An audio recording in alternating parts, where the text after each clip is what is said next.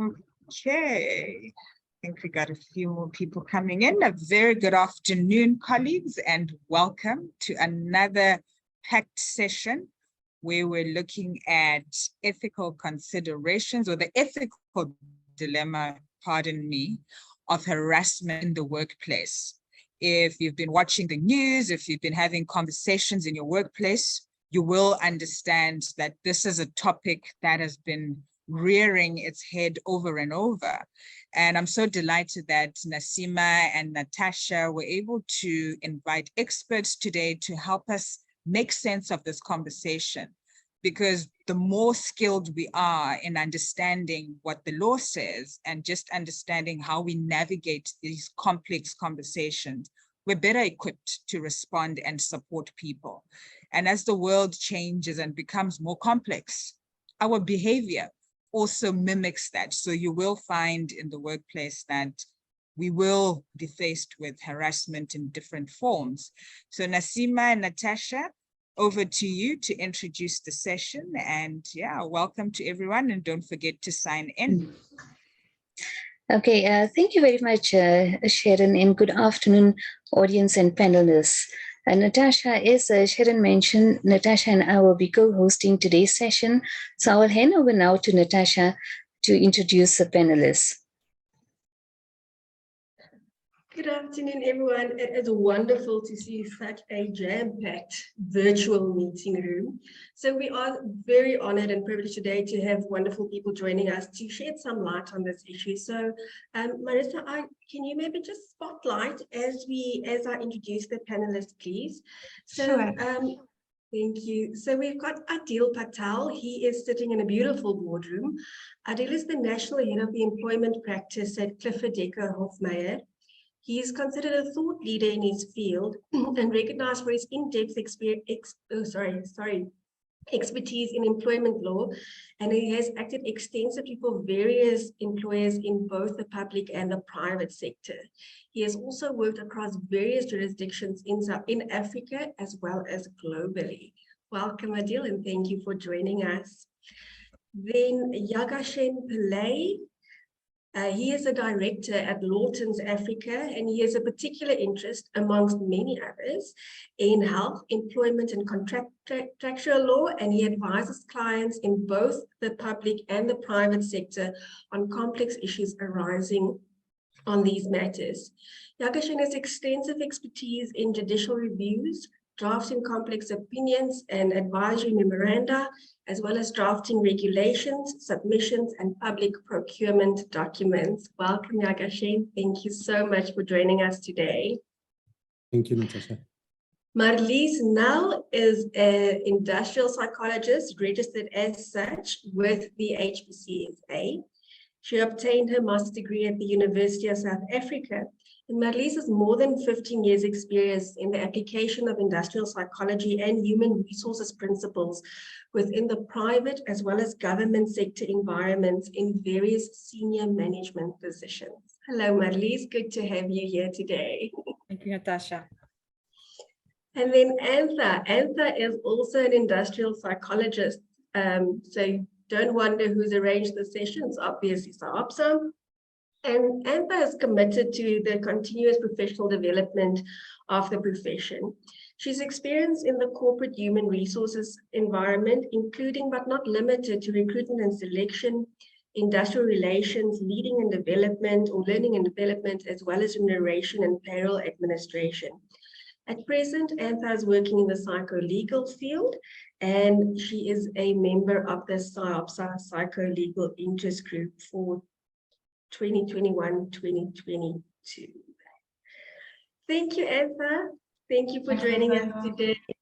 Nasima, thank you so much. Over to you. Thank you very much, Natasha, and a warm welcome to all the panelists once again.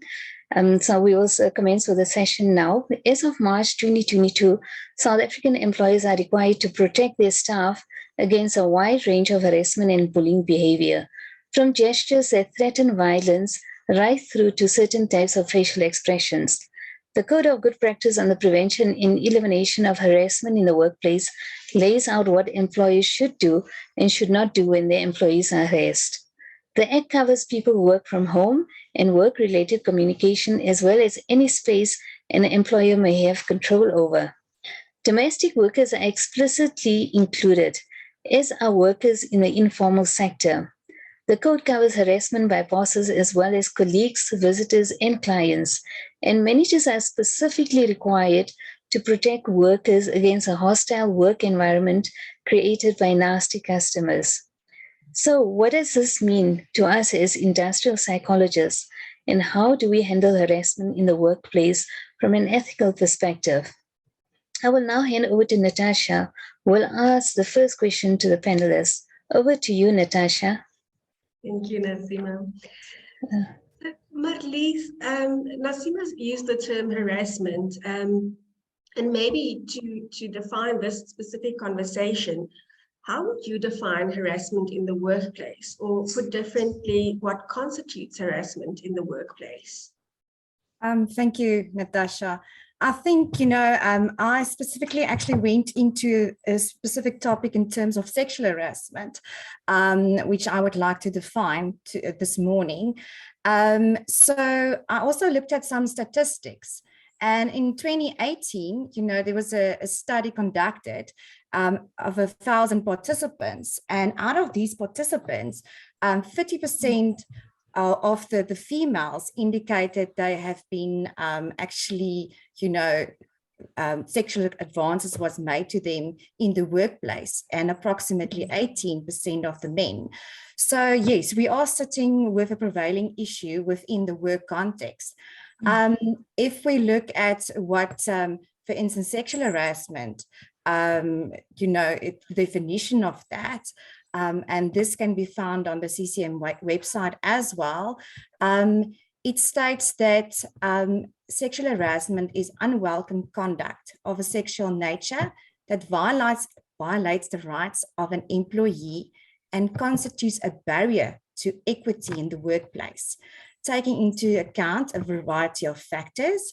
For instance, whether the harassment is on the prohibited grounds of sex, and/or gender, and/or sexual orientation, whether the sexual conduct was unwelcome, the nature and extent of the sexual conduct, and the impact of the sexual conduct on the employee.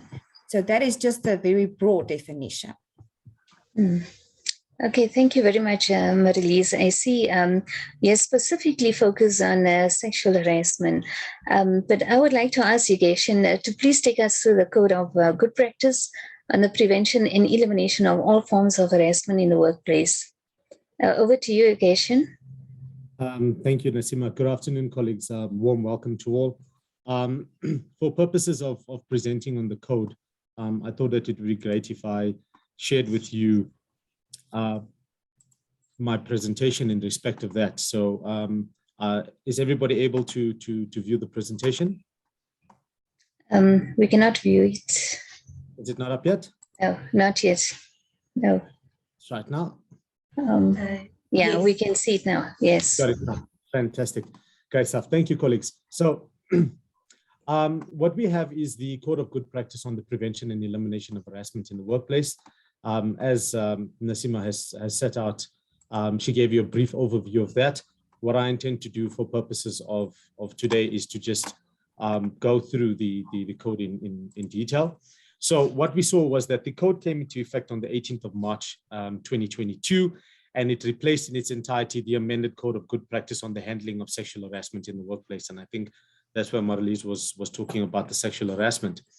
What we see is that the code gives effect to South Africa's recent ratification of International Labour Organization Convention 190, and it provides a framework and accompanying guidelines for employers and employees to attain a workplace free of harassment and violence. Despite the fact that South Africa has long-standing laws concerning equity in the workplace through the Employment Equity Act and other regulations, the new code takes things a step further by aiming to, and you will see here, completely eliminate all forms of harassment in the workplace, and that being sexual harassment, racial, ethnic, or social origin harassment. And we say that to this end, the new code provides guidelines to employers and employees on the prevention and elimination of all forms of harassment as a form of unfair discrimination, and on the development of human resource policies, procedures, and practices to deal with harassment and prevent its recurrence. Okay, so if we look to the objectives of the code, it says that its objective is to eliminate all forms of harassment in the workplace and in any activity linked to or arising out of work.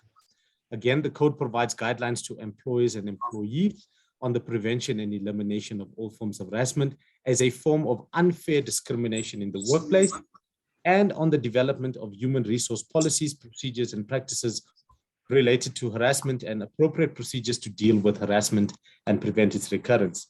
The code applies to all employers and employees as provided for the Employment Equity Act. And it says that for determining whether a person is an employee for purposes of the Employment Equity Act, the presumption of employment in terms of Section 200A of the Labor Relations Act is applicable. Okay, then it goes into great detail of perpetrators and victims of sexual harassment.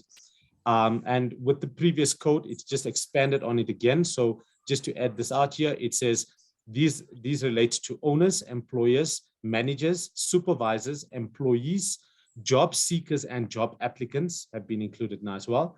Persons in training, including interns, apprentices, and persons on learnerships, that's new as well. Volunteers have been included as well. And then it talks of clients and customers, suppliers, contractors, and any other person having a dealing with the business. Okay, it then says that harassment can occur in any of the following circumstances. And it says that could be a workplace in which the employees perform their work, whether it is public or private space, the place where an employee is paid, takes a rest break or meal, or uses sanitary washing or changing, breastfeeding, and medical facilities, work-related trips, travel, training, events, or social activities, work-related communications, employer-provided accommodation which includes housing, when commuting to and from work in transport provided or controlled by the employer. In the case of domestic and healthcare workers who are employed in the residence of the employer, the residence is deemed to be the workplace, and employers who work virtually from their homes or any other place aside from the employer's premises, it's the location in which their work is deemed to be their workplace. Okay, then what the code goes on to do is define harassment in ways that covers more than the grounds of discrimination, which are prohibited in terms of Section 6.1 of the Employment Equity Act. And what the code sets out is harassment is defined as the unwanted conduct which impairs dignity, which creates a hostile or intimidating work environment for one or more employees, or is calculated to or has the effect of inducing submission by actual or threatened adverse consequences. And harassment includes violence, physical abuse, psychological abuse, emotional abuse, sexual abuse, gender-based abuse, and racial abuse. So we'll see there that harassment covers all forms of abuse as in terms of the code. And then it includes the force of physical force or power, whether threatened or actual, against another person or against a group or community. And sexual harassment in the working environment is a form of unfair discrimination and is prohibited on the grounds of sex and or gender and or sexual orientation. And what it says further is that in terms of the new code, harassment against all employees is deemed to be an abuse of power. Then what the code goes on to is talk about harassment as a form of unwanted conduct. And it says unwanted conduct constitutes harassment, even if the complainant does not indicate that the conduct is unwanted, and if it was communicated directly or indirectly to the harasser. Two, it is based on the fact that the perpetrator should have known that the conduct of the type engaged in is generally considered to be unacceptable. And then it says, whilst conduct may amount to harassment, harassment may occur as a result of non-violent conduct. And with that, it says an act or threat of violence is not an essential element of harassment. The determination of whether or not the conduct constitutes harassment should be assessed on an objective basis from the perspective of an employee who alleges harassment and the impact of the conduct on the employee. Then we talk about repeated or serious misconduct. And it says this may occur as a result of a pattern or persistent conduct or a single instance or event. In a single instance, harassment will be present if the conduct is of a serious nature. It is not necessary to establish the intention or state of mind of the perpetrator in order to prove harassment. And it says that the factors relevant are the context of the harassment, the circumstances of the complainant, and the impact that such act has had on them and the respective positions of the perpetrator and the complainant. And with this in mind, the code goes on to talk about vertical relationships, that being between employer and employee, and it also talks about horizontal relationships that's relating to employees on the same level. Okay, then what the code goes on to talk about is a hostile work environment. And this is new in terms of the code as to the previous code. And what it says here is that hostile work environment will be present where conduct related to prohibited ground impacts on the dignity of one or more employees and has a negative impact on the employee's ability to work or their well-being. It may also be present where an employer should anticipate that employees will be subject to abusive conduct by members of public, clients, or customers and fails to take appropriate steps to protect them from such conduct. It says that it's not necessary to show that the complainants have not received a particular benefit. And lastly, it may occur indirectly where the conduct, even though not directed at the complainant, has the effect of undermining dignity or threatening safety. Then he talks about types of harassment, and we've got 3 types, that being physical harassment, which includes physical attacks, simulated or threatened violence, or gestures suggesting violence. We also have verbal bullying, which may include threats, shaming, hostile teasing, insults, constant negative race judgments or racist, sexist, or LGBTQIA+ phobic language. And lastly, it talks about psychological harassment, may be associated with emotional abuse and involves behavior that has a serious negative psychological consequences for the complainant. Then it goes into great detail to indicate what are the forms of harassment. And it says examples of harassment may include, and this list is not exhaustive, but it says it may be slandering or malaligning an employee or spreading rumors maliciously, conduct which has the effect of humiliation such as passive-aggressive harassment, withholding work-related information or supplying incorrect information, sabotaging or impeding the performance of work, ostracizing, boycotting, or excluding the employee from work or work-related activities, persecution such as threats and the inspiration of fear and degradation, use of disciplinary or administrative sanctions without objective cause, explanation, or efforts to problem solving, intolerance of psychological, medical disability or personal circumstances, surveillance of an employee without their knowledge with harmful intent, demotion without justification, abuse of selective use of disciplinary proceedings, pressuring an employee to resign or to engage in illegal activities or not to exercise legal rights, passive-aggressive or covert harassment, that being in the form of negative gossip, sarcasm, joking at someone's expense, mimicking to ridicule. Then we talk about cyberbullying or online harassment. And lastly, another form of harassment, which includes mobbing. Okay, then we go into detail with regards to sexual harassment. And it says, sexual harassment is the unwelcome conduct of a sexual nature that violates the rights of an employee and constitutes a barrier to equity in the workplace, as Marlies indicated. It further says that sexual harassment of an employee is a form of unfair discrimination and prohibited on the grounds of sex, gender, or sexual orientation. And same-sex harassment can amount to discrimination on the basis of sex, gender, sexual orientation, and gender-based harassment. Then they talk about factors to establish sexual harassment in the workplace, one being unwanted conduct. And it says that there are different ways that may indicate that sexual conduct is unwelcome, including non-verbal conduct such as walking away or not responding to a perpetrator. Previous consensual participation in sexual conduct does not necessarily mean that such conduct continues to be welcome. And it says where a complainant has difficulty addressing the perpetrator on such unwelcome conduct, the complainant may seek the assistance or intervention of another person, that being a co-worker, a superior, counselor, HR official, family member, and or friend. It also includes a trade union representative as well. And it says that the fact that a complainant does not indicate that the conduct is unwanted does not entail that there has not been sexual harassment. If the conduct is such that the harasser or perpetrator ought to have known that it could be regarded as unwanted. Okay. Next, they talk about the nature and extent of conduct. And it says the following actions fall within the ambit of sexual harassment, that being physical conduct of a sexual nature ranging from touching, kissing to sexual assault and rape, strip searching, including by a person of the same sex in the presence of the opposite sex or with appropriate privacy, Then they talk about following, watching, pursuing, or accosting of an employee, sexual attention, advances, or proposals, or any other behavior, whether explicit or implicit, including suggestions, messages, advances, attention, or proposals of a sexual nature. Then we talk about implied or expressed threats of reprisal or actual reprisal to comply with sexually orientated requests, advances, attention, or proposals.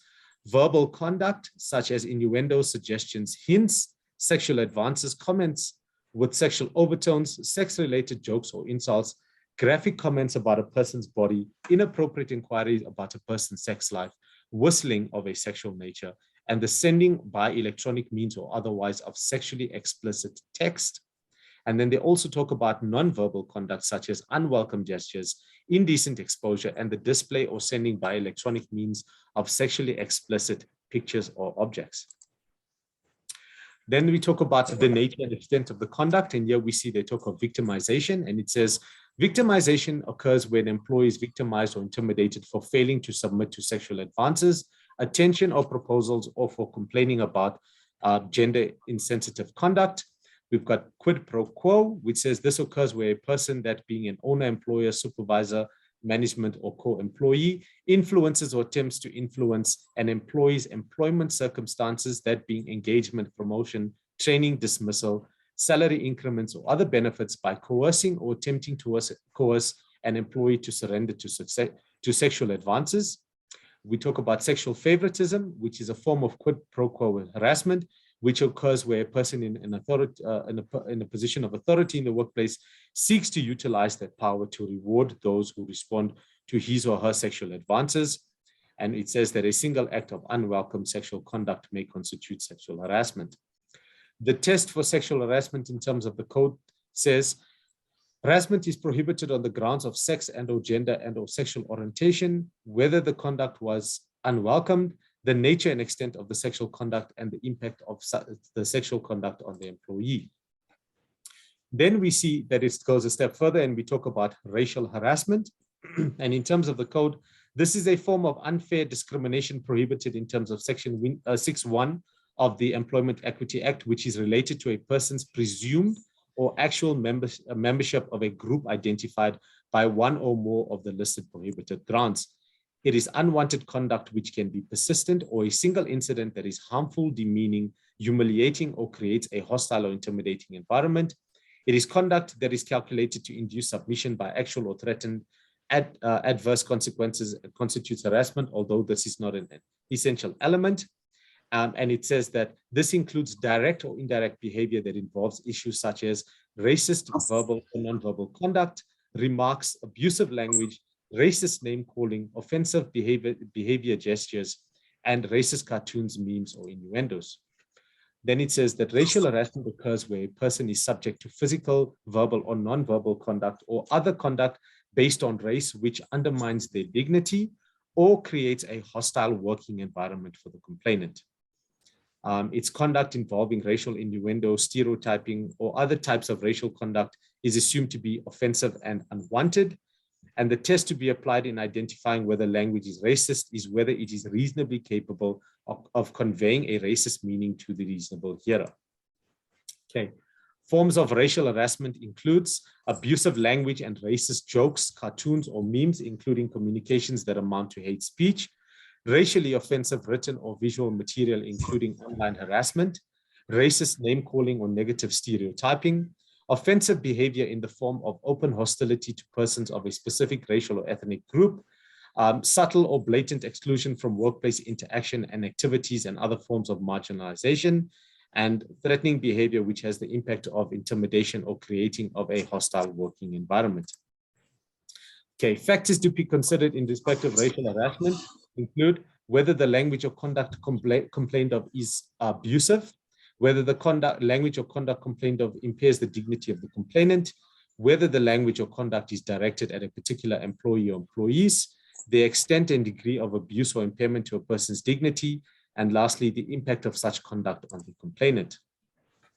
The test for racial harassment may be assessed objectively with reference to the reaction of a reasonable person.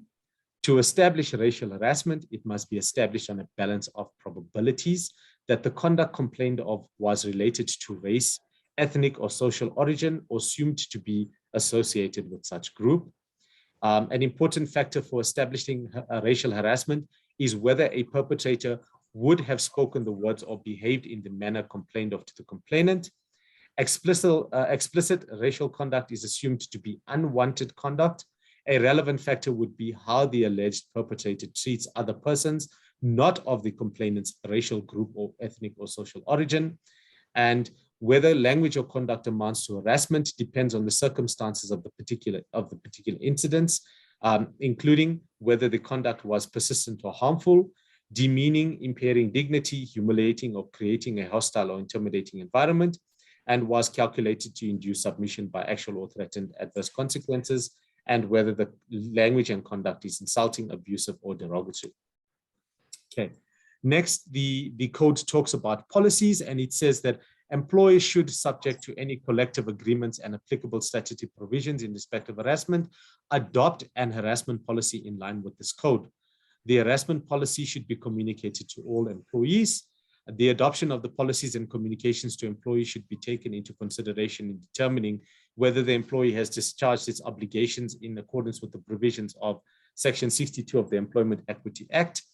The harassment policy must indicate the procedures to be followed by a complainant and employer when harassment is alleged, and the policy must outline the availability of counseling, treatment, care, and support programs for employees. Then the code talks about additional leave, sick leave and counseling. And here it says, when employees' existing sick leave entitlement has been exhausted, the employer should give due consideration to the granting of additional sick leave in cases of serious harassment, where the employee on medical advice requires trauma counseling. Where the harassment results in an employee being ill for longer than 2 weeks, the employee may be entitled to claim illness benefits in terms of Section 20 of the Unemployment Insurance Act of 2001. And in appropriate circumstances, employers may give consideration to assisting with the cost of the medical advice and trauma counseling and care, where such amounts are not covered by any applicable medical scheme of the employee.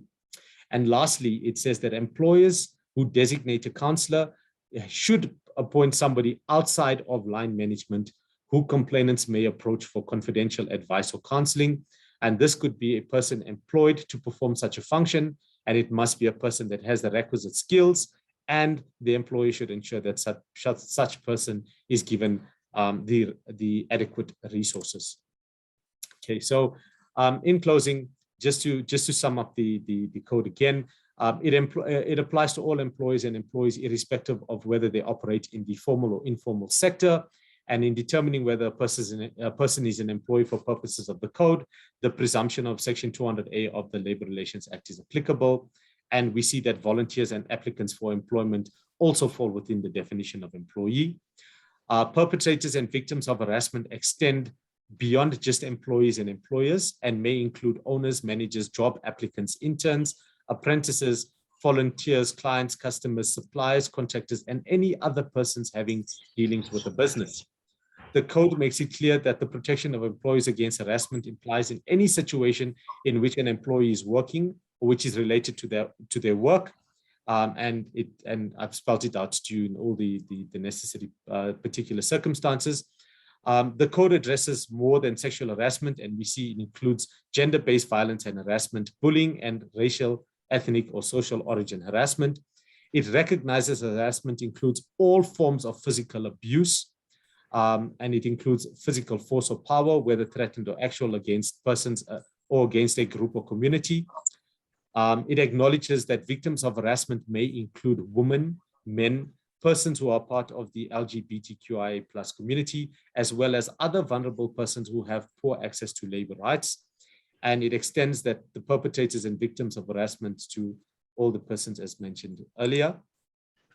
Okay, we see that the code also clarifies the test for sexual harassment, specifically by going further to indicate that the type of assessment that needs to be made, providing that sexual harassment is unwelcome conduct of a sexual nature, whether direct or indirect, that a perpetrator knows or ought to know that is not welcome. It envisions that there ought to be a subjective and objective component to the test for sexual harassment, an approach consistently adopted by our courts. This objective assessment is whether the sexual harassment may be offensive to the complainant, make the complainant feel uncomfortable, or cause harm or inspire the reasonable belief that the complainant may be harmed. The objective assessment in relation to all forms of harassment, including sexual harassment, is an evaluation as to whether a reasonable person in the circumstances of the complainant would have held similar views regarding the harassment complained of. The objective test requires a careful assessment during the investigation phase into the complaint of sexual harassment, as every case of sexual harassment should be assessed on a case-by-case basis, and what may constitute harassment for a complainant in question may not constitute harassment to another person. Therefore, an employer should err on the side of caution when applying this component of the test. And we say that this code also alludes to the creation of an approach to dealing with harassment cases that is not rigid and which is more holistic. Such an approach requires an employer to consider the implementation of better education and information regarding harassment, particularly sexual harassment, training as to how to properly deal with and counsel complainants of sexual harassment, an inquiry into sexual harassment that is inquisitorial rather than adversarial, and a workplace environment that is aware of harassment and its effects, and that does not enable perpetrators to harass, but rather enables complainants to speak up without fear of reprisal.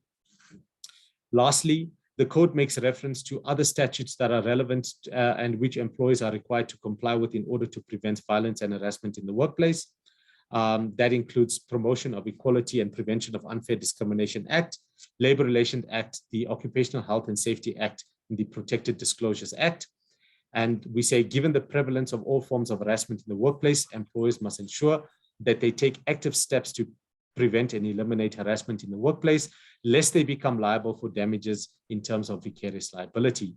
This risk of such liability is greatly increased under the code, particularly for those employers who neglect to update their policies and practices. And lastly, we say that employers are under an obligation to take proactive and remedial steps to prevent all forms of harassment in the workplace. In terms of the code, this includes conducting an assessment of the risk of harassment to employees, implementing an appropriate policy addressing harassment, conducting training to educate employees about the various forms of harassment, and implementing ongoing awareness programs. And with that, colleagues, that is my end of my presentation. Thank you. Thank you very much, Yageshan. I see there's a question from Zoe. Yes, thank you so much, Prof. So just a question on my side based on the presentation. Obviously, for it to constitute sexual harassment, it has to be unwanted conduct, and the person should have reasonably known that it would have either directly or indirectly offended someone or caused harm. But what happens in a case where you have, let's say, 5 people and 4 people feel that, you know, this, so you've got a sexual perpetrator who treats all 5 people in the same way, but one of the 5 people believes that it's sexual harassment because it's unwanted. How would you deal with a situation like that? So what the code says is that it's not necessarily a complainant that needs to address any form of harassment. Any other person who witnesses any form of harassment may take it upon themselves to lodge a complaint and to bring it to the attention of the employer. And what the code then says is that the employer has an obligation to ensure that it takes the necessary steps to investigate and to provide feedback. So it doesn't necessarily have to be all 5 people that have to be in agreement as to whether this constitutes harassment. If somebody sees something is not right, the code says, please speak up. And it says, employer, if somebody brings it to your attention, you should, in terms of the code, then take the necessary steps to investigate and provide feedback on whether you deem it to be necessary that you take the appropriate steps, or whether you give feedback to say, look, it's been investigated, and to our understanding and to the evidence before us, we don't see any further steps that need to be taken here. Perfect. Thank you so much. So yeah, because the part I was looking for is, I remember previously it spoke, I want to equate it to a reasonable observer, so a third party. So just as you'll have a reasonable listener for the racial discrimination, we can apply like a reasonable observer to the sexual harassment as well, if someone feels that they perceive it that way. Yes. Perfect. Thank you Right. so much. Thanks, Zoe. Okay, great. We have a question from Lindy as well. Lindy says, thank you for a very thorough overview of the code. Her question is, does the code cover the unfair accusation of harassment, or when the accused becomes a victim of the unfair process? Sorry, Nasima, would you say repeat that again? I lost you. Lindy's question is, does the code cover the unfair accusation of harassment, or when the accused becomes a victim of an unfair process?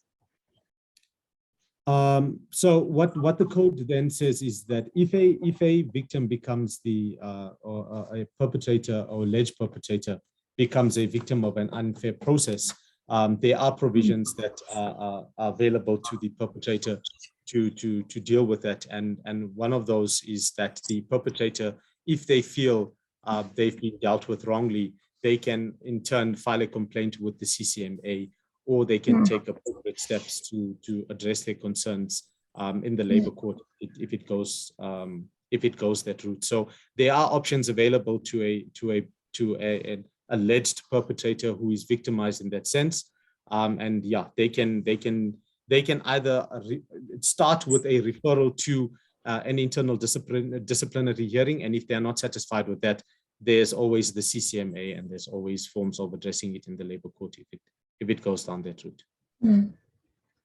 Okay, I have a question from my side as well, Yogesh, related to the code. When they talk about the hostile environment, and they said even customers are not allowed to abuse employees within that environment, the employer has to protect employees. But what happens if it's the other way around? If an employee abuses a customer?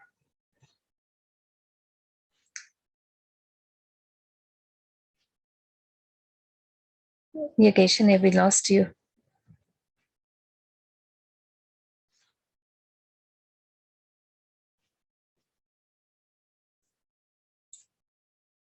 Okay, Natasha, let us continue. I think when Yogesh comes on at a later stage, we can ask him that question.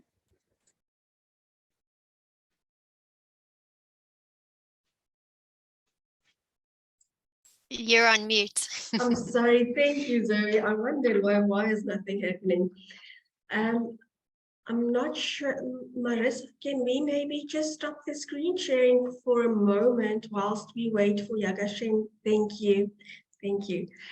Okay, Adil, so we have a better understanding now of what harassment is and how it is defined. Can you explain to us why is harassment an ethical issue and more so a moral issue or a moral ethical issue? Thank you. Thank you for the opportunity. Unfortunately, I don't have a presentation. As professionals that deal with workplaces on a daily basis, industrial psychologists' roles have become ever more important, either when you're working within the workplace or in an advisory capacity. Without dealing with the legality of the code, because Yogesh has extensively dealt with that, I think that there's a number of issues one needs to understand before expanding upon your ethical and moral obligation as qua employer.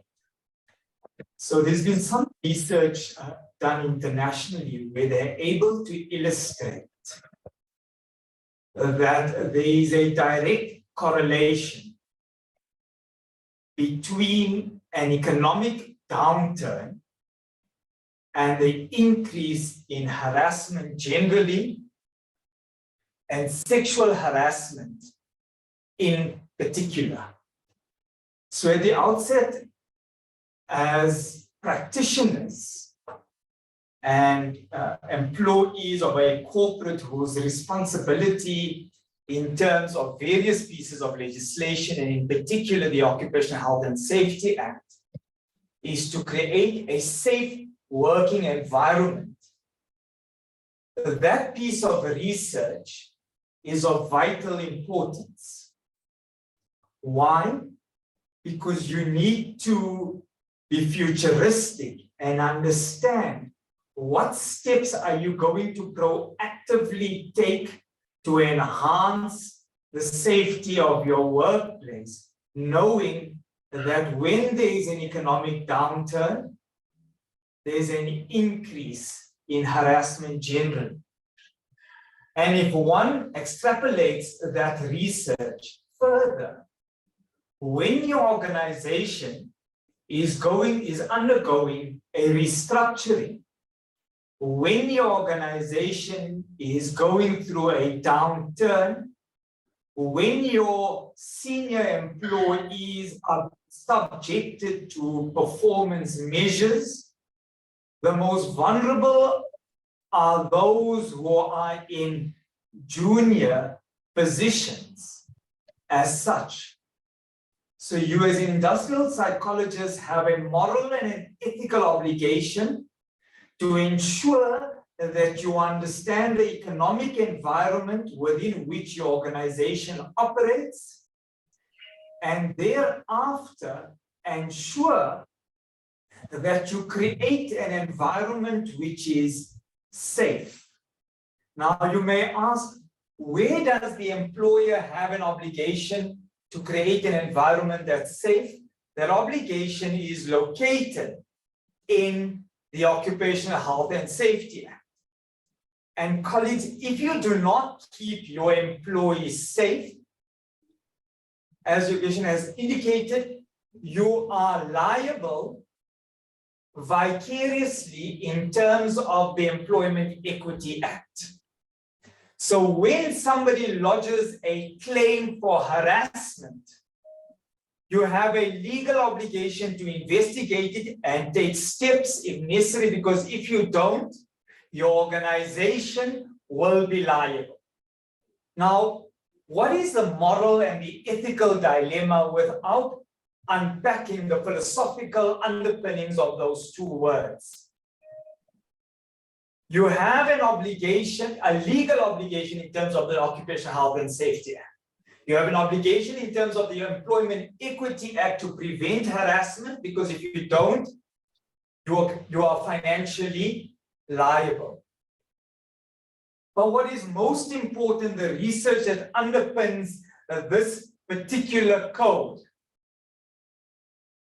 is that if you don't ensure that these issues are dealt with, and this is not new as such.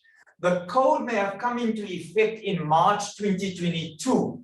The principles have been there for an extensive period of time. This is a codification of the case law. The problem is that you simply do not have a healthy workplace. Now, if you understand that you don't, firstly, you've had COVID over 2 years. You've had an increase in mental health issues. You now overlay that with harassment. And what do you have? You have certainly an unstable workforce which affects your productivity. So morally, you have an obligation to ensure that people, your employees, the seniors, who are most likely the perpetrators, according to the case authorities, of harassment practices, are educated about what is right and what is wrong.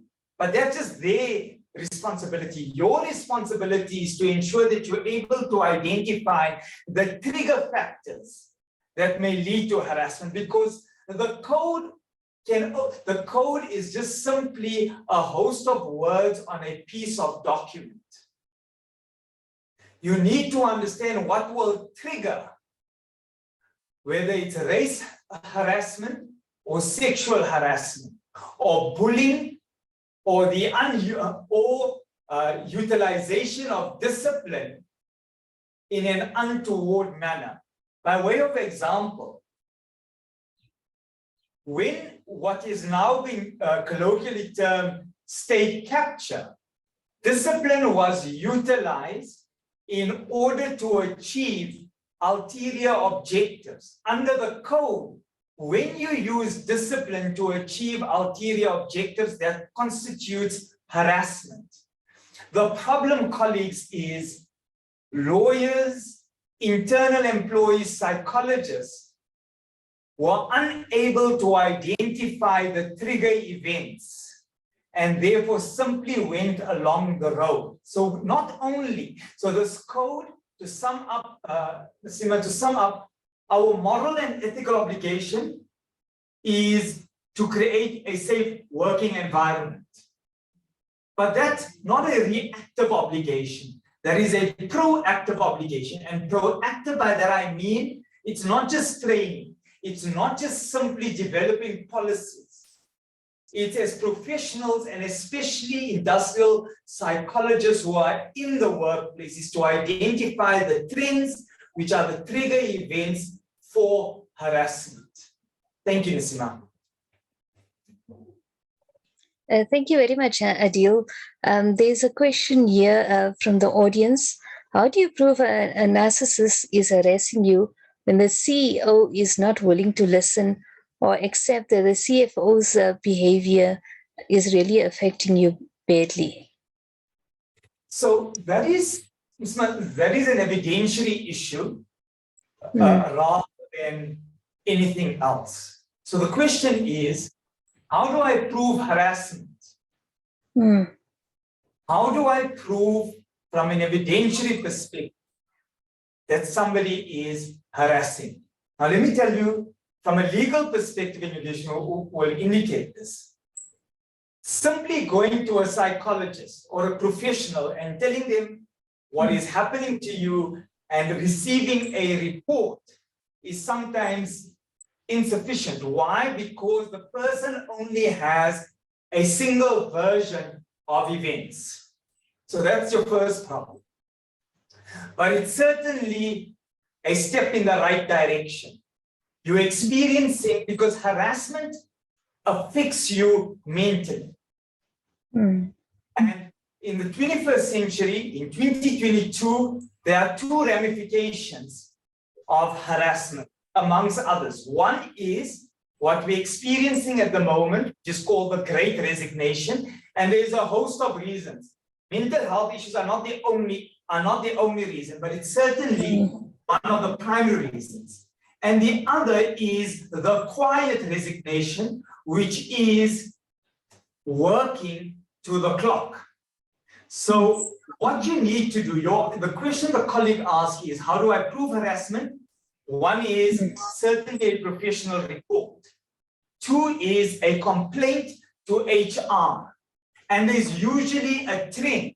So the CEO and the CFO can ignore you as much as you want to, but employees need to build up a paper trail or tell colleagues about it in order to illustrate that. Because like there was a labor court case, a security employee was sexually harassed. She mentions the issue to her superiors. Like in your example, the superiors refuse to take any action. She resigns and claims monies and lodges a claim against the employer and is successful against the employer. So no longer can you sit back as an employer in the face of an allegation of harassment and say, I'm hands off. Because there's another case with the CFO at Imperial who takes the claim all the way to the High Court, and she complains to the CEO and she complains to the chairperson and no one takes any action and she's successful. So the reputational damage and the financial damage of ignoring this, like during state capture, where the Zondo Commission found that we were ignoring what was happening to employees who were subjected to bullying tactics, being subjected to disciplinary hearings without any evidence, and that's one of the grounds of harassment, using discipline as a way to achieve an ulterior objective when there is no clear way in which you are able to prove that. So evidentiary is to build up a paper trail, and hopefully with training, employees will not ignore the salient issue as such. Thanks, Naseem. Thank you very much, Adil. And Natasha, I see there is another question for Adil, yeah? Yeah, workplace bullying is a species of harassment generally. Harassment is the overarching heading, and bullying is an example of harassment. Like mobbing is an example of harassment as such. Okay. Thank you, Adil. There's a question that popped up in the chat function, I think, as we were handing over from the panelist, and it's from Yakumin, who asks, what practical necessary steps should an employer take if an employee reports unwanted behavior and when there is no other evidence? So basically it is a he said, she said situation. I think it is to some extent what Adil also referred to now, but perhaps Yagashin and Adil can shed some more light on that.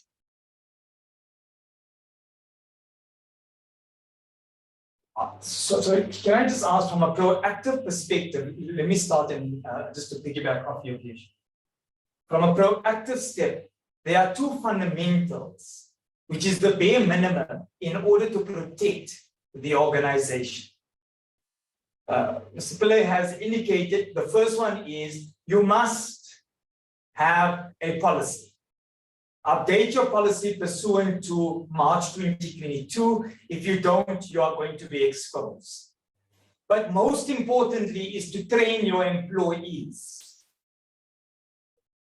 on the code. And it's not a once-off training. If it's part of your compliance, this forms part of your compliance. The research has indicated that millennials and Gen Zs and the like do not like this sort of training through web and Zoom and the like. Research has indicated that they prefer e-learning as a way to transfer and to educate them. So that's certainly a way in which to empower them. Now that is the bare minimum. At a proactive level, as industrial psychologists and HR practitioners and lawyers, we need to start understanding what are the trigger events for harassment and proactively deal with them. So we know when there's an economic downturn, when there's retrenchment, when there's an increase in mental health, when managers are under immense pressure because of performance and the like, those are trigger events and you need to develop strategies in which to deal with those. Thank you.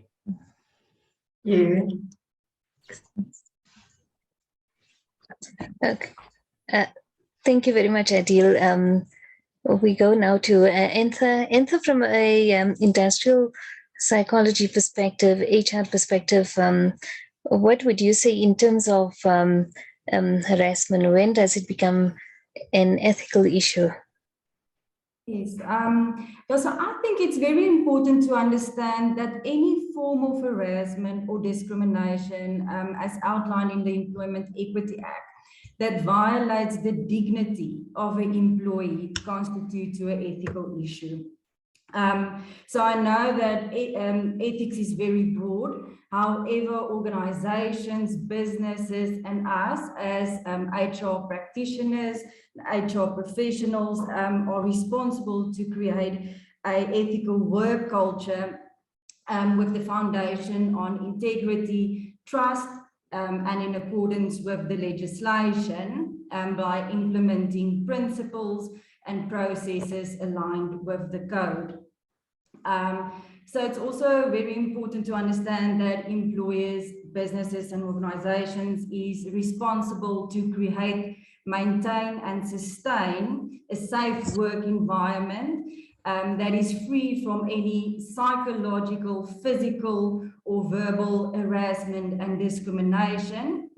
As the code or the Employment Equity Act very stipulates that perpetrators and victims of harassment and discrimination goes far beyond only the employer and the employee, but it includes any service provider, clients, job seekers, suppliers, customers, or any individual that enter into any form of business agreement or business nature with the employer.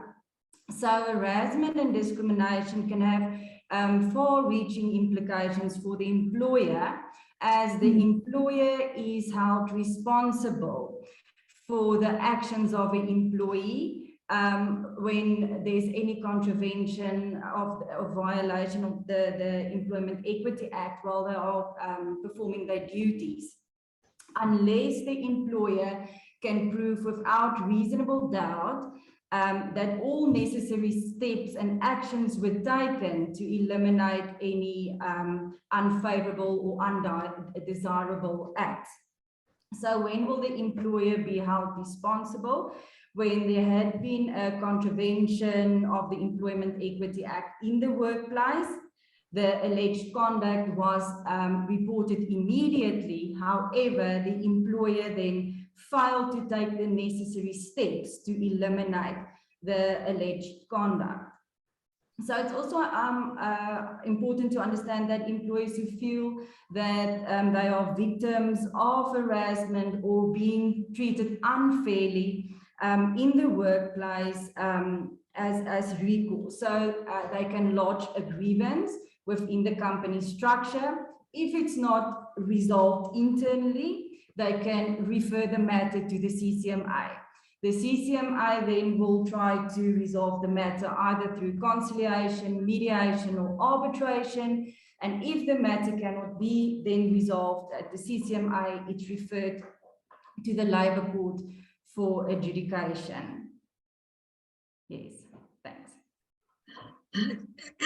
If I may ask something on that, and I think this was alluded to by Nasima a little bit earlier, when she referenced so there is that protection in terms of a customer abusing an employee, and the recourse, or well, the vice versa of that, an employee abusing a customer, let's say as an example in a retail environment. Is this what you referred to when you said the employer then needs to be able to prove that they took all reasonable steps? Yes, definitely. So it goes back to protocol. So there needs to be specific protocols in place in order to prove harassment, as Jagustin and Adil with all the information pertaining to that. Yes. Thank you very much. I just want to have I say Zoe says the internet keeps cutting out. She just wanted to add that another proactive measure to take is to have an anonymous internal ethics committee. I think that's a great suggestion. That is a very good suggestion. Yeah. Thank you for that suggestion, Zoe. So Adil, you've alluded to this a little bit earlier, and I became very curious. You started alluding to case law. Can you provide us with some court case studies or case law related to harassment, and then just highlight why harassment is such a complex ethical issue? So let me deal with both the race and sexual harassment, but let me deal with it first from the perspective of a perpetrator rather than the alleged victim. Any allegation of harassment of whatever nature, and in particular sex and race harassment, has a material impact on both the perpetrator and the victim. at least from a professional perspective. The mere label of harasser materially will impact your future career prospects, irrespective of whether you are found guilty or not of the conduct. So, what is the case law on it? Because of that very point, viewed through the lens of a perpetrator, an unfounded allegation of race or sexual harassment entitles the perpetrator to institute a civil claim against an employee, against the complainant for defamation. And there have been some case authorities where the perpetrator was successful in instituting a civil claim against a alleged victim. To be labeled a racist in South Africa is tantamount to a death knell, and consequently employees who have that label attributed to them would take great measures in order to protect their reputation. So that's certainly the one way in which alleged perpetrators are trying to defeat any claim or any institution of harassment and the like. Also, a less expensive route is for the alleged perpetrator to simultaneously lodge a claim internally, a grievance to say that unfair allegations have been lodged against them. And that's usually in retaliation to a claim for harassment. Now, let's turn our focus to the victim. The courts have held that for somebody to take the step of lodging a claim of harassment takes an enormous amount of courage. Because within the workplace, no employer wants that troublesome employee.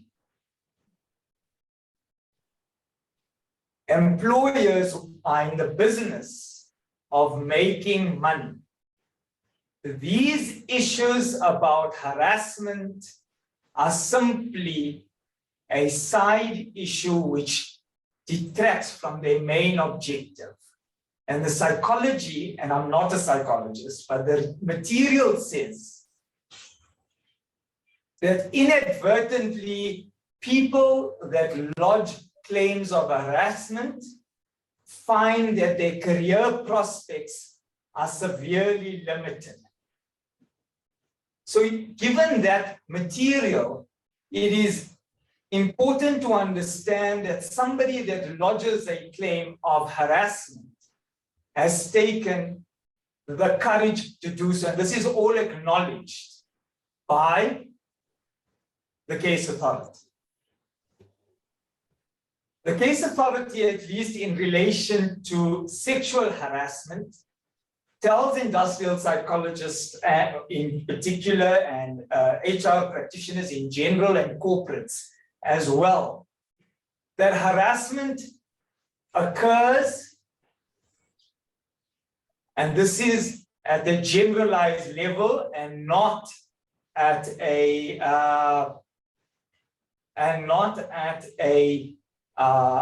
not as a matter of principle, but certainly older people against younger people, people that are in senior positions against people that are in junior positions, males against females. That's what the case authority says. Now, the harassment, at least at the sexual level, and I'll talk about race harassment in a moment, is not direct. So you're not going to find colleagues having non-consensual sexual intercourse. What you are going to have is a constant badgering. It's innuendos. It's compliments that say you look good. It's compliments that say, shall we not go and have a drink together? It's the touching of the leg. It's the touching of the hand. It's the constant phoning. It's the constant asking, can we go for a drink or can we go for supper? Making excuses to sit in their offices. That's what the case authority says. Now, let me talk about some of the examples from the case authorities regarding race harassment. Race harassment can occur between any races, and it also can include, based on the Equality Court judgment, against people of the same race. So, very seldom, 23 years into our democracy, will you find direct race harassment, direct race discrimination. So you're not going to find people using abusive and derogatory terms, but what you are going to find is systematic, indirect discrimination, where this notion of inclusivity, by way of example, you could even have religious discrimination, where you invite people to an event and continuously, which you know will exclude people of a particular race or gender, or you're sitting in a room where you talk, where the meeting is conducted in a language which is meant to exclude particular individuals, where communication is addressed to an individual where it is not his or her mother tongue, and the defense is always that we have 12 official languages. The defense is, it is part of my culture. But the medium of instruction within the workplace is English. We have adopted a Western style workplace, and therefore cultural issues like touching people on their bottoms is clearly unacceptable within the culture in the workplace we have chosen and adopted. But what does that mean? That means you as the HR practitioner, you as the IR, industrial psychologist, need to ensure that there is a communication of acceptable principles of inclusivity and the like. And that's what the case authority is basically informing us. My final point is the worst form of communication is WhatsApp communication, WhatsApp groups within the workplace, because we seem to lose all inhibitions on social media. Thank you. Thank you very much, Adil, for enlightening us on, these different forms of harassment, and including other forms of harassment as well. We turn now to Marlies. Marlies, say for argument's sake, an employee is harassed in the workplace. What are take us through all the steps that that person can take in order to address that particular problem in that particular issue? Thank you. So I think we have discussed it a bit earlier as well. Yes, so I think it's very critical for organizations to have policies and procedures in place to deal with these matters. And HR representatives can, of course, use these procedures in order to address these concerns swiftly. So it's very important that an harassment policy should at least include the following statements, that harassment will not be tolerated in the workplace, that harassment is a form of unfair discrimination, which infringes in the rights of the complainant and constitutes a barrier to equality in the workplace. Then how grievances will be handled, when lodged, and how it will be treated confidential. And then, it's very important that HR representatives must draft these policies in consultation with the employees and any applicable representatives, so that staff members can understand the steps that will be taken to prevent harassment in the workplace, as well as the applicable procedures to be followed. So what is important to note is that, of course, we can have formal procedures that is typical your grievance that can be lodged, as well as informal processes. For instance, the question that Zoe asked earlier, that is an example where an informal process can be followed. Then, of course, what type of disciplinary actions will be taken if a staff member is found guilty of harassment, and then also provide information to staff members in terms of what advice or assistance or counseling will be provided to victims of harassment. And what Yogesh also indicated earlier, that additional sick leave might be provided in some cases. And then what is very, very important is to guarantee the confidentiality for both the victim as well as the alleged harasser during the investigation phase. So yes, thank you. Okay, so if I can be more specific, so say for argument's sake, an employee is arrested in the workplace, the person first goes to discuss it with a friend, and say for argument's sake, I've got a friend in the workplace, and then after that, do I report it to my manager? And if the manager cannot assist me, where do I go? I just want more explicit steps, I won't say it's going to apply to all organizations, but at least some direction on what is a recourse that I can take in terms of the steps that I can follow within the workplace if such a situation occurs. So the individual does not need to follow the process him or herself. There can be a third party involved.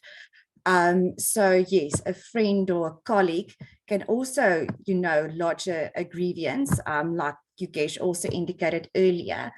But then, if let's say, and that is where your grievance policy plays a role, you can then, the different forms of or steps in terms of a grievance policy, it can be informal, where you go to your immediate line manager, or, if you want to follow a more formal process, then you can go to HR directly, where a platform can be provided.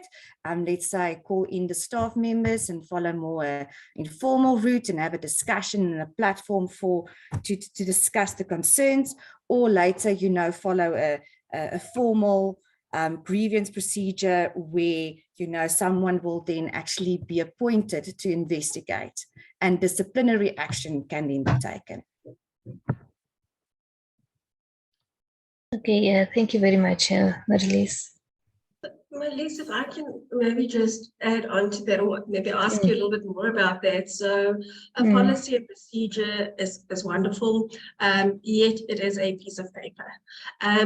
How do we as IOPs or as HR practitioners make sure that this piece of paper becomes something that is lived and breathed and modeled in the organization? Is it training? Is it anything ongoing? How do we ensure that it's more than just a piece of paper that is accessible to everyone?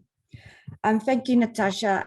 Just to give you an example, and I see there's something wrong with my video, I apologize for that, is, what I've done practically is to have training during orientation week with the new recruits. At one of my previous employers, we had training which was called SHOUT, and it stands for Stamp Harassment Out, in short. So that is where you go and discuss exactly what is harassment, as well as the steps that can be followed, you know, let's say when you're confronted by this. So I think, you know, we start off when a staff member gets inducted into the organization, and then, you know, continue. I think it's best practice to review policies and procedures on a regular basis, preferably annually or as and when, you know, codes or guidelines gets published. And as we now know, the Code of Good Practice on the Prevention of Elimination of Harassment in the Workplace was gazetted on the 18th of March 2022. So we need to look at our policies and procedures again. And then, of course, to have training sessions with the staff members. So that is my process that I followed in the past, to include it in induction. Thank you. Thank you. That's certainly a very good idea, Marlies. Zoe, you have a question?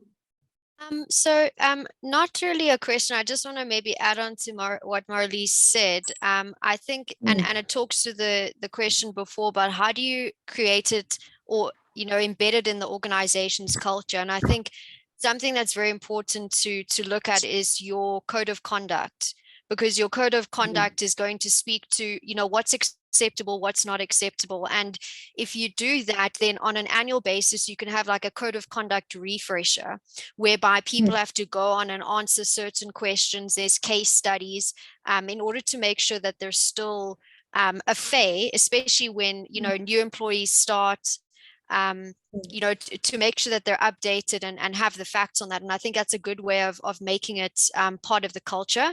And another one is also then having an ethics helpline. I think that shows the employees that this is something we will not tolerate.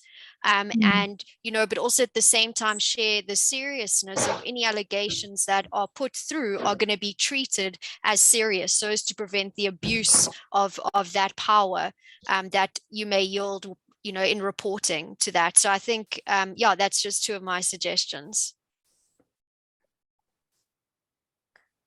Thank you. Thank you very much.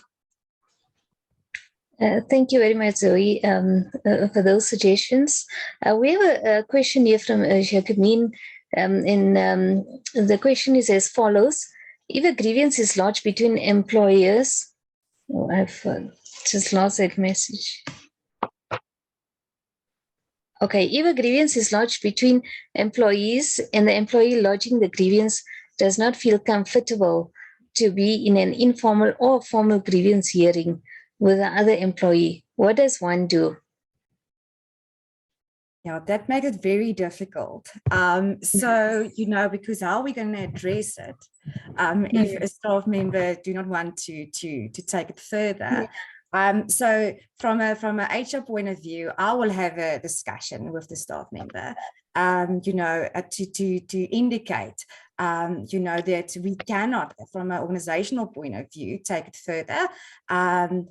If he or she doesn't want to you know, discuss it with someone. So yes, if the person gives me, let's say, for instance, you know, the go ahead to have a discussion with the person, you know, without him or her being present, just to create awareness, maybe that is another option I can take from an HR point of view. But yes, it makes it difficult, you know, if you become like a middleman, if the person wants to respond, etc. So that is where you will have to indicate to the staff members that, you know, I can create awareness, but that's where it's going to stop then, and give the option to that person. Okay, thank you very much, Marlies. I just have a question for the panelists in general. Somebody contacted me last night and said, you know what, there is harassment taking place in their particular work environment, and this person's life is threatened. And this particular individual now fears for their life because they are receiving anonymous calls and people just pulling up, next to their cars and harassing them on the road as well.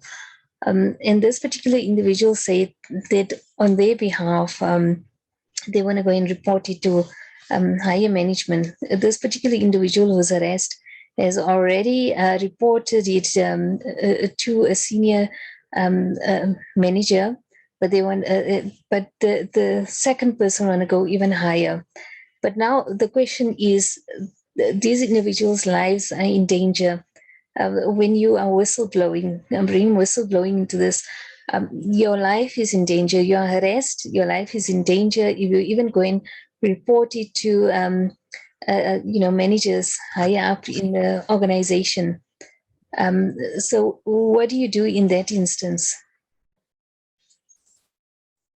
Anyone who feels comfortable can answer this question. Adil, if you want to, from a legal perspective, Yogesh. So, as an employer, your response is only as much as the information and cooperation that you have obtained. When you get that sort of information, you will investigate it to the extent that you are able to, in the absence of the employee's full cooperation. But when an employee believes that he or she is threatened, you as an employer must take steps in order to protect that employee and assure that employee that their safety will be protected. So let me just give you by way of a case study.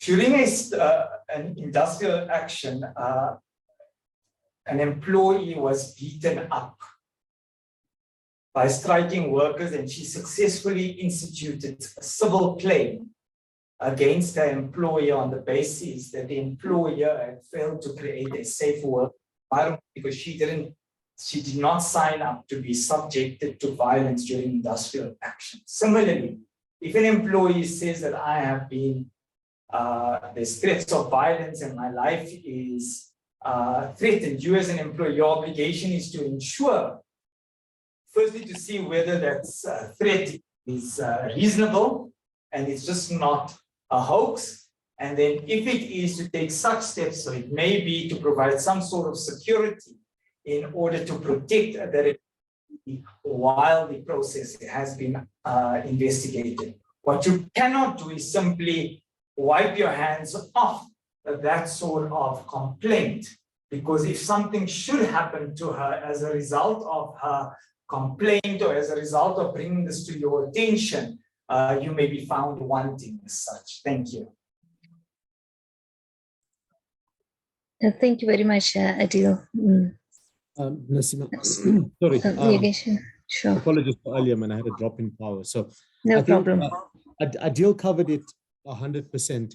I think my point, just to add in to that as well, is that Adil covered it from an employer perspective, but from an employee perspective, there's nothing that precludes that employee, if they feel that their life is threatened, from lodging a complaint or criminal charge with the SAPS as well. Okay. Should they do it, how can I say, behind the scenes without alerting the party that's threatening them? Because, anytime South Africa is, such a place we're living in, that you just walk out of the building or even within your home, if people know where you're living in it, they can just come to your home and kill you. Sometimes you bring certain things out in open, harassment cases and that, and your life is threatened. We see this happening on a daily basis. So from lodging a complaint or laying a criminal charge, I mean, that we understand, that is always done on an anonymous basis. You don't need to notify the perpetrator that you're doing so. It becomes the duty of the investigating officer in the particular instance to determine and investigate, much like Adil mentioned that the employer has the duty to investigate as well. the investigating authorities has the duty to investigate and then make a determination of whether they intend to charge the person or not.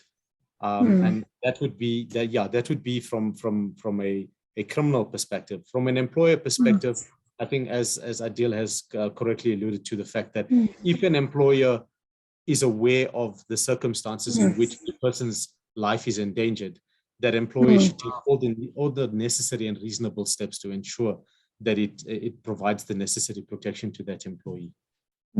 Okay, thank you very much, Yugeshan. Away to you, Natasha. Thank you. And so as we've gone through this session, a lot of documents has been referenced. And I'm sure you will give us a brief summary of all the documents that we can consult.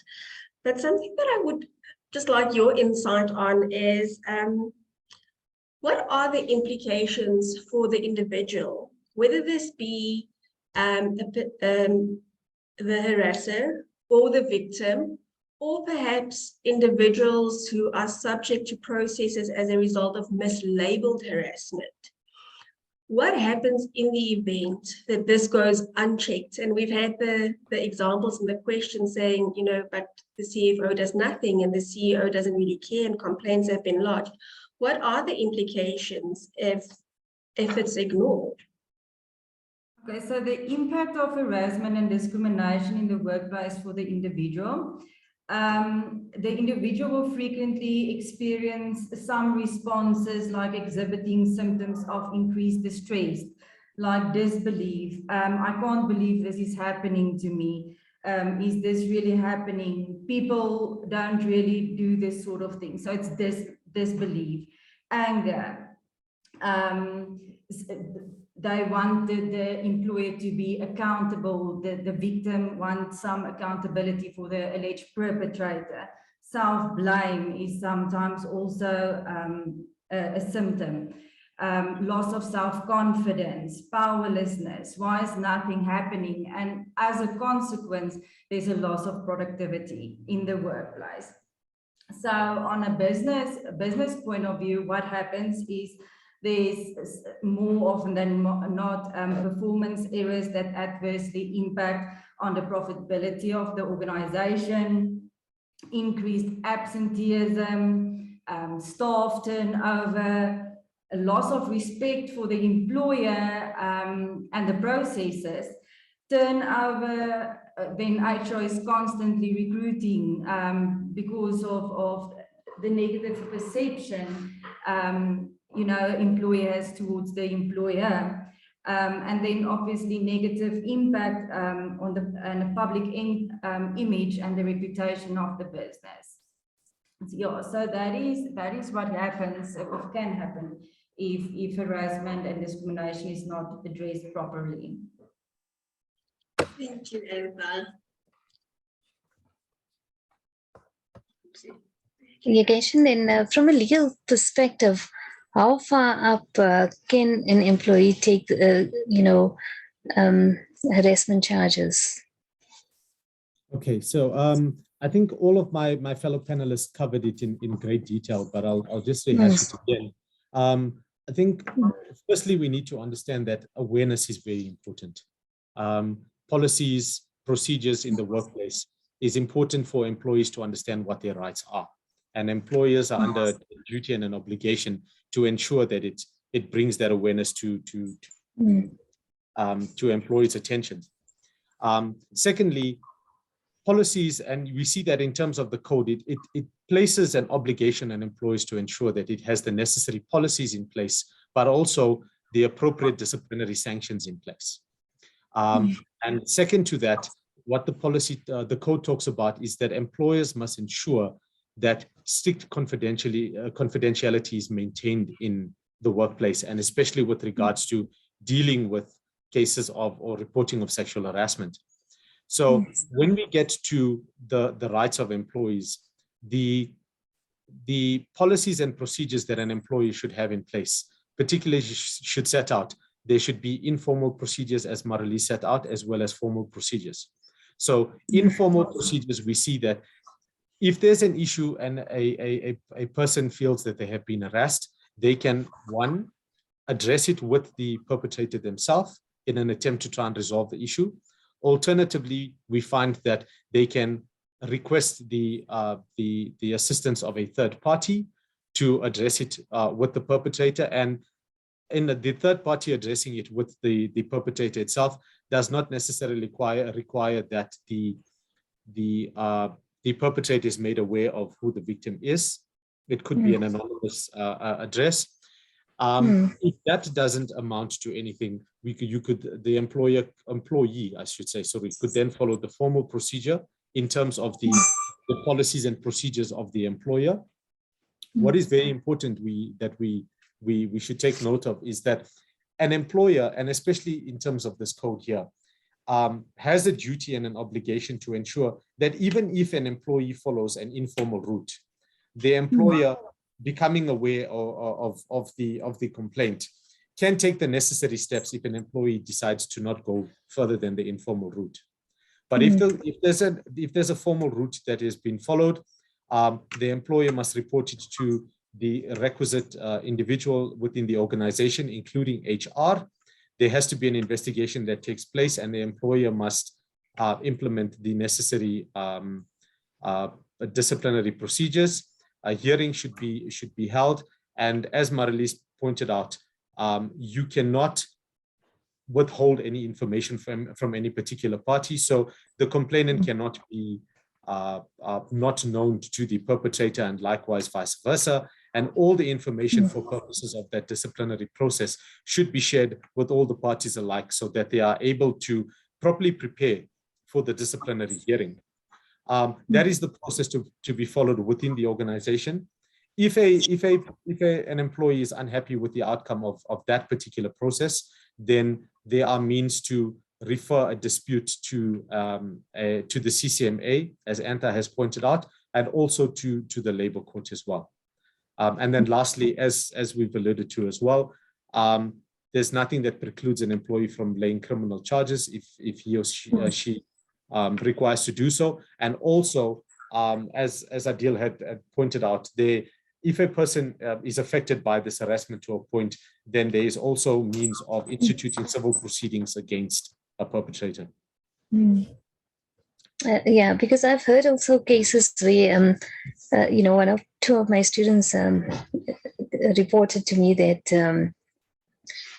there was cases of harassment within the workplace, and the manager, this particular individual's manager, turns against this individual, this employee, and then all the other colleagues also turn against this particular employee. So eventually that employee becomes completely alienated in, going up the management hierarchy. Nobody is prepared to listen to this employee and what this employee is going through, to the point that this employee becomes ill, physically, emotionally, psychologically ill, and can't sleep, can't eat properly, always in a state of tension. So what happens in that case? And this individual is not in a particularly high position within the organization, a more administrative position. What happens in that case? So what we see is that the organization should have the necessary means to have the necessary trauma and counseling available to employees. But if that is not readily available to their employee, and the employee is not getting any relief within the workplace environment, then there are those avenues of, like I mentioned, referring a dispute to the CCMA, or referring a dispute to the labor court, or if in the worst case scenarios, as we said, instituting civil proceedings, because what we see in the new code is that liability falls onto the employer if the employer doesn't take the necessary steps to ensure that it provides the necessary protection to the employees. So much like the perpetrator being civilly liable as well, the employer can also be held civilly liable by the complainant if he does not take the necessary steps to ensure and safeguard the employee within the workplace. Okay, thank you very much, Yigeshan. Over to you, Natasha. Just a quick question from my side, and this is just as an introduction to a question that I would like to pose to Adil, to all the panelists. So what we've been speaking about now is I think very much the extreme end of the spectrum in terms of harassment. I have noted, just as an example, one of the things in the hostile or in the headings of a hostile workplace environment was sarcasm or joking at another employee's expense. Practically and realistically, how do we encourage and differentiate between what is collegial banter and what really is harassment, so as to, in as much as making employees aware of harassment, so that employees do not opt for a grievance procedure, whereas a very simple discussion would have done the trick. How do we strike that balance? So, firstly, I think that the more nuanced examples of harassment, which is condescending eye contact, sarcasm, and when you speak about these examples of harassment, people default to two issues. One, they speak about it from an evidentiary perspective, and two, they talk about the dispute resolution process. Many organizations have opted to have the grievance procedure and the harassment dispute resolution procedure separate. So harassment is dealt with by trained people who are able to understand harassment generally. In addition to that, in order to deal with your concern, they have introduced what is called a mediation in all harassment disputes before it gets to a formal process, an investigative process. So there's two things I'm saying. One is that I'm saying you de-link grievance from harassment dispute resolution. The second one is that you have a mediation process. So when you talk about condescending eye contact and sarcasm, withholding information, the alleged perpetrator will always have an example or always have a defense.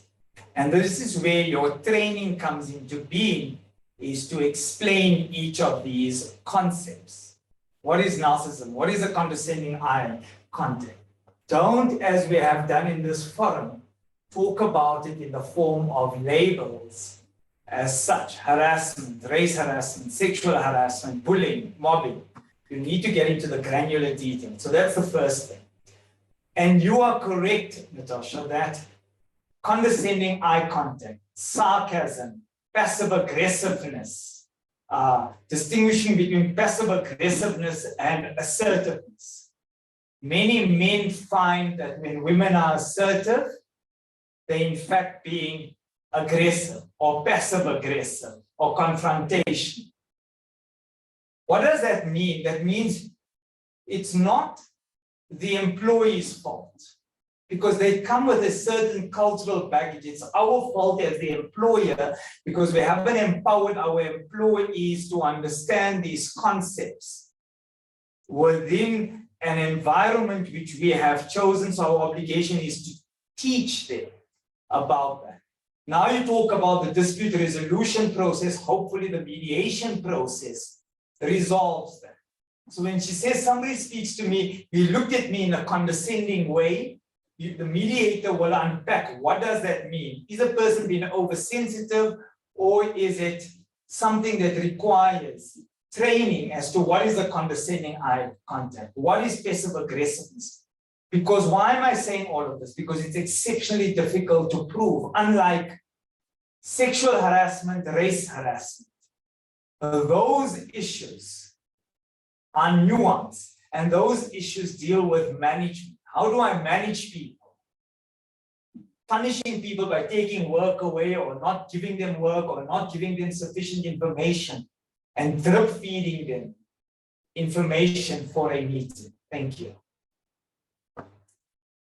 Thank you, Adele. And I think that is a nice segue into the question that I have for you as well as I am pretty sure that whether it be as serious as sexual or racial harassment or less obvious forms of harassment, as we've discussed, you've likely come across instances where an incident or where behavior was mislabeled as harassment.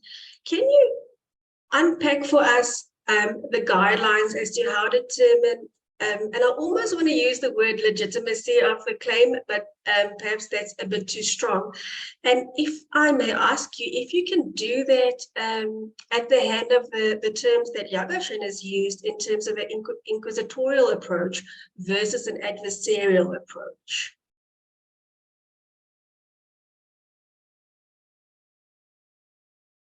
Okay, sorry, Josh, you're asking me, sorry about that. It's fine. No, I was asking you. So what I wanted to know is there guidelines? I almost want to oversimplify it and say, is there like a kind of a checklist that we can say, okay, so if we've received a complaint, is this legitimate harassment, or is this perhaps an issue of mismanagement or performance management gone wrong? And if we unpack that, perhaps delineating that with the terms that Yagashin has used in terms of an inquisitorial approach versus a adversarial approach. So I think that within the workplace, first let me delegalize the question here. Harassment, you are not a judge. Neither are you an arbitrator within the workplace or the like. So what is the standard that you must take? You must take such steps that are reasonable within your workplace, given your resources. What do I mean by that? Firstly, as an employer, any harassment allegation, you must investigate. Why? Because that's the reasonable thing to do. Otherwise, you are going to be sued. And you're going to be sued because you haven't taken a complaint seriously. So I think you must start off there. Any harassment complaint, you must investigate.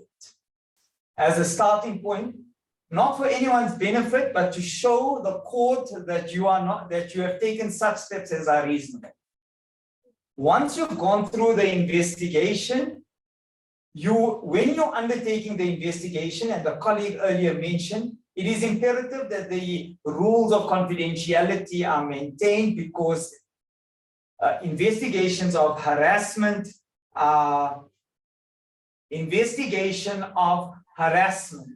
has the impact, negatively impacts on a person's reputation. So you need to protect that. Now, how do you go about practically investigating harassment? Somebody says, I've been harassed. You need to unpack. If you look at the code as your guiding document, under what category of harassment does it fall under? Bullying, mobbing, sexual racism. Once you've done that, the code, although not explicitly, will allow you to categorize and to inform you what sort of information you require in order to make that determination. No investigation is foolproof because you don't have the power of cross-examination. You don't have the power of subpoena. So you don't have the power to assess somebody's facial expressions, the probabilities. But that's not what the law requires you internally to do. You are not the South African Police Service or a judge or an arbitrator. You need to do what is reasonable, and based on the information, you will make a determination whether there are sufficient grounds that exist in order for you to recommend that disciplinary steps be taken against the perpetrator or the victim. Let me give you an example. With a particular case, we had both the complainant and the victim say that they harassed each other sexually. The employer instituted action against both of them. Disciplinary action on the basis that it could not, through an investigative process, determine whose version was more probable, because it didn't have the power of cross-examination. And it allowed an independent external third party to make that determination. Why am I bringing that up? Because that shows the innovative ways in which you deal with this issue of probabilities when you're unable to make a determination. Thank you. Thank you, Adele. Thank you very much, Adil. Marlies, how can an employee actually support managers and leaders within the organization in terms of identifying that this particular incident is actually harassment? So yes, I think what is important, just overall, how we will be able to support the organizations is firstly, we've discussed it, to have the policies in place and to update it as and when required. Then to identify a designated person who will be able to provide advice or counseling to staff members. You know, what is important is that this person must have the appropriate knowledge and skills regards to counseling and labor relations. There is some organizations who's got an employee wellness program in place. And of course, to advise staff members that if they need assistance or counseling, that they can make use of the service. Then what we've also discussed earlier is to provide training to staff members, maybe during the orientation week, is an example we gave. And that what is very important is to give the training to your line managers as well, so that they can, you know, as they observe, let's say harassment within the workplace, that they can address it swiftly. And then from an HR point of view, what we also can do is to keep records, of course, of formal procedures that was followed, but also informal grievances that was lodged. And that will, you know, assist the management to identify possible risks within certain departments maybe, and also to identify trends within the organization. And that's where we can then play a role to have an impact. Thank you very much, Marlies. I just have a question. So when we do this training for staff internally, obviously we have to train them on how to treat other staff members properly without harassing them. But obviously it also applies to external stakeholders like your customers as well. You're not allowed to abuse them, because many times you walk into a shop and you see the staff are so unfriendly, and when you ask them a question, they are aggressive, and that will that their abusive behavior, would it also constitute then harassment in that case, just using hostile eye contact in that towards a customer? Would you say should there be training in that way as well? Yes, so I think that comes in terms of the culture of the specific organization, and that needs to be addressed if there's problem.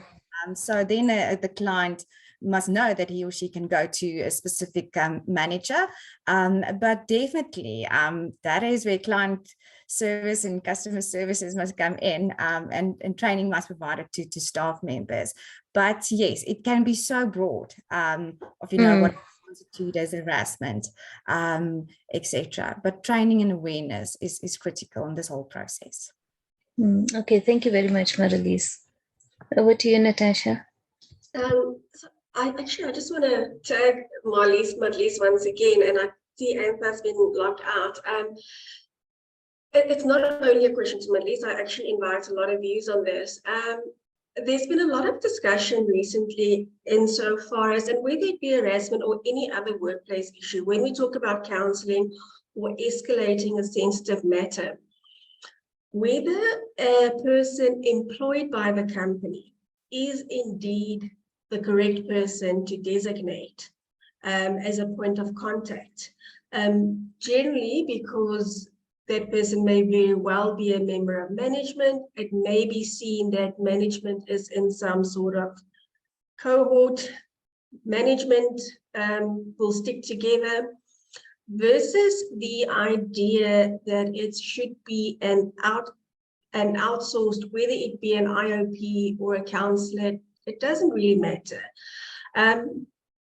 What are your views on that? And I was specifically asking Marlies and Antha, but I would also enjoy the views of Adil and Yakashin on this. Thank you. I will start. I think it really depends on the size of the organization. So for me, I've worked in government institutions where, should that happen, let's say a more senior person is involved, there is actually ethics hotline that someone can phone regarding harassment, etc. An external party will then investigate, which is fantastic. But with our smaller companies, that becomes a problem because, to have an external party, that comes with costs. So yes, I think first prize, definitely have an external party involved, but sometimes it's not practical. Thank you, Natasha. Any other views on this? Thank you, Marlies. Okay, so just as a quick and a final question, I think maybe as a recap. So, Antha, we've spoken about so many sources and documents throughout the course of this presentation. As a quick summary of those, or noting a few pertinent and relevant documents that not only documents, how do I upskill myself as an IOP or as an HR practitioner to be adequately prepared for harassment issues should these arise in the workplace?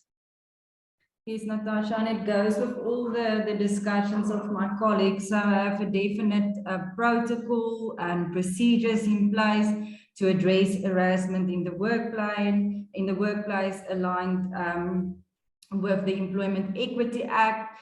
Read a lot of knowledge is power, read case laws, SAFLI, go and read judgments that has been made in the Labour Court pertaining to harassment and intimidation. Read CCMA awards. There's so much information that we can equip ourselves.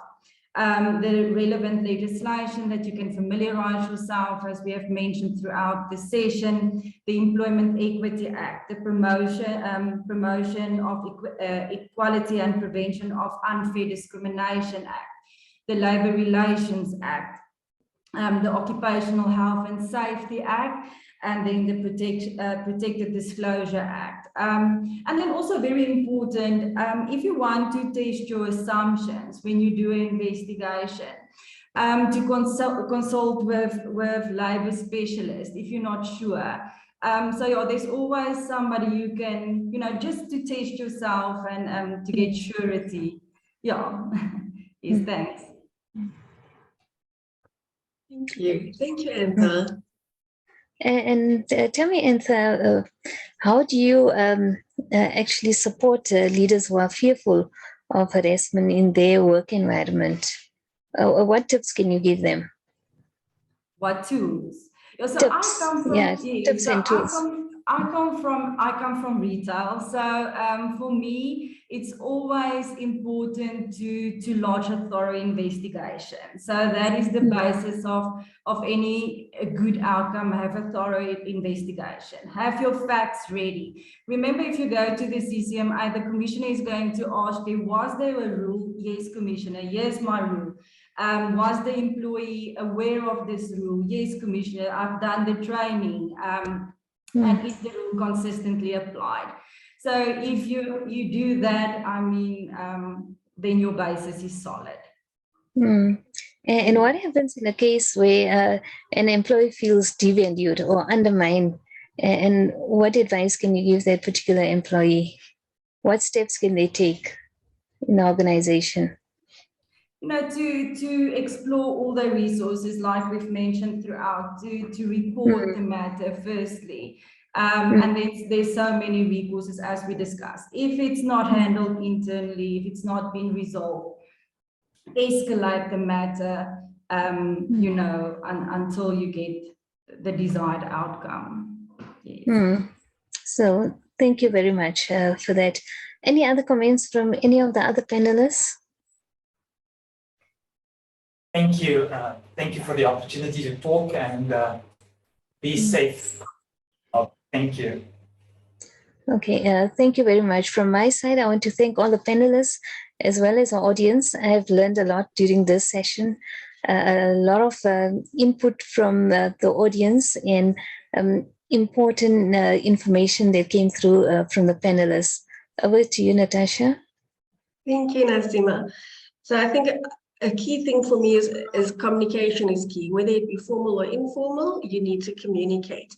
Just in closing, and this is administrative aspects, so kindly remember you need to sign out with your HPCSA number. Super important, please, at a later stage, probably during the course of the day, a link will be distributed to you via email, which contains the questionnaire for the CPD, the required CPD questionnaire. Please, please, please complete that. And then Marissa and SIOPSA have been kind enough to say that they will make this recording available should you wish to rewatch it for a period of at least 7 days. So if you attended the session, you can ask Marissa for the link, and that will be available for a full 7 days. You may even negotiate 10 days, I'm sure. Just a note of thanks from my side as well. I have got a page full of notes. I hope I can decipher them a little bit later. Sharon, any last words from your side? Thank you very much to Nasima and Natasha. I think this is just a great platform for us as practitioners to think through how we're supporting organizations. People are struggling to make the right decisions. So when we are empowered, we're able to help others. So thank you so much to the panel. This really was an impactful session. Have a good afternoon, everyone. Thank you. Okay, so we will close the session now. Thank you and bye-bye.